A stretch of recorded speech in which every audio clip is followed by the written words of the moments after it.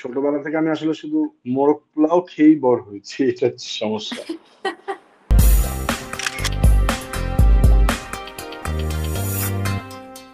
নাদিয়া আপুর হাতের কোন রান্না আপনার ভীষণ পছন্দ?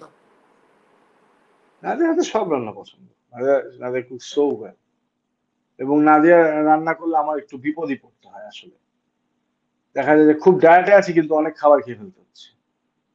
অনেক ভাত যদি খেয়ে তারপর ফেলছি। আমি একটু আলাদা করে বলতে বলি যে কোন রেসিপিটা বেশি প্রিয়?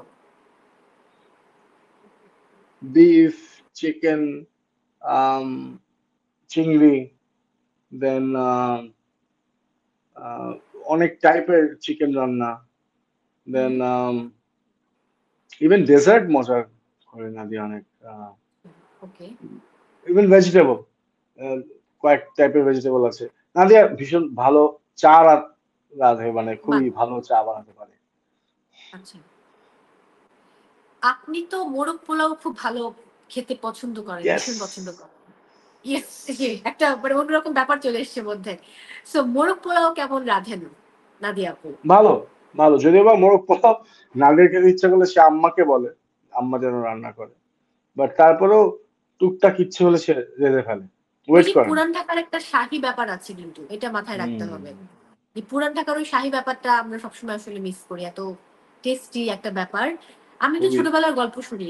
নাইম ভাই কি ছোটবেলায় খুব পেটুক ছিলেন নাকি না?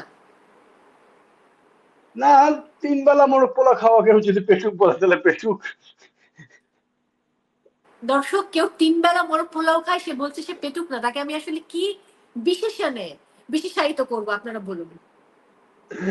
আমি আসলেই আমি যেমন এখনো মাছ মাত্র ২-৩ রকমের মাছ খেতে পারি। তাছাড়া মাছ খেতে পারি না। সো হ্যাঁ। ছোটবেলা থেকে আমি আসলে শুধু মোরগ পোলাও খেয়েই বড় হয়েছি। এটা হচ্ছে সমস্যা। মানে যে পরিমাণে মোরগ এটা খুব পোলাও ভালো খেয়েছি ছিল। আসলে না হুম, খেলেও চলবে। আর না খেলেও চলবে। ওকে, ওকে। আর জীবনে মোরগ পোলাও এত খেতে হবে না। বহুত খেয়েছেন। এখন স্টপ হন।